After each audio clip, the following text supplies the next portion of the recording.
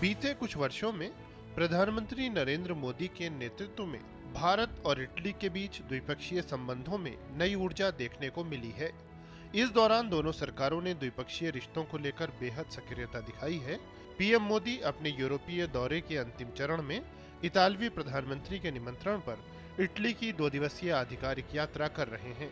बीते कुछ समय में दोनों देशों के बीच रिश्तों को मजबूत करने के लिए कई अहम कदम उठाए गए हैं। 2024 में भारत और इटली ने ज्वाइंट स्ट्रेटेजिक एक्शन प्लान 2025-2029 की घोषणा की थी, जिसके बाद दोनों पक्ष इस एक्शन प्लान को लागू करने पर विशेष ध्यान दे रहे हैं। इस एक्शन प्लान में आर्थिक से लेकर रक्षा क्षेत्र और राजनीतिक संवाद से लेकर कनेक्टिविटी के मुद्दों को ध्यान में रखा गया है।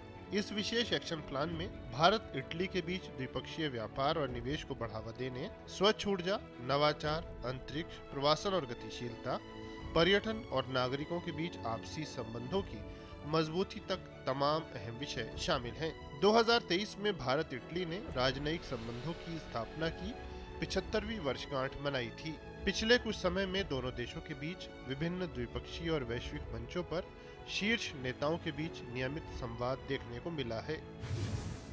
इटली यूरोपीय संघ में भारत का चौथा सबसे बड़ा व्यापारिक भागीदार है। 2025 में दोनों देशों के बीच द्विपक्षीय व्यापार 14.25 अरब यूरो तक पहुंच गया, जिसमें भारत का निर्यात करीब 8.55 अरब यूरो था और इटली से भारत का आयात 5.7 अरब यूरो दर्ज किया गया। दोनों देशों के बीच सेवाओं का व्यापार 2025 में 1.33 अरब यूरो रहा। दोनों देशों ने 2029 तक द्विपक्षीय व्यापार को 20 अरब यूरो तक बढ़ाने का लक्ष्य रखा है। इटली ने अपनी वैश्विक व्यापार रणनीति के तहत भारत को प्राथमिकता वाले देशों में से एक के रूप में मान्यता दी है। साथ ही इटली भारत के नेतृत्व वाली कई बहुपक्षीय पहलों का भी हिस्सा बन चुका है।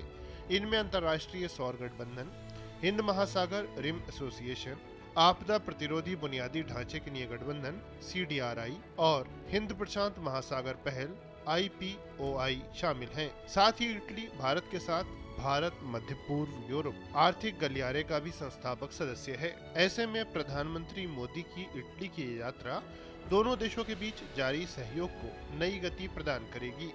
पीएम मोदी का यह दौरा दोनों देशों के बहुआयामी रिश्तों को और अधिक मजबूत करने में अहम भूमिका निभाएगा। Bureau report, DD news.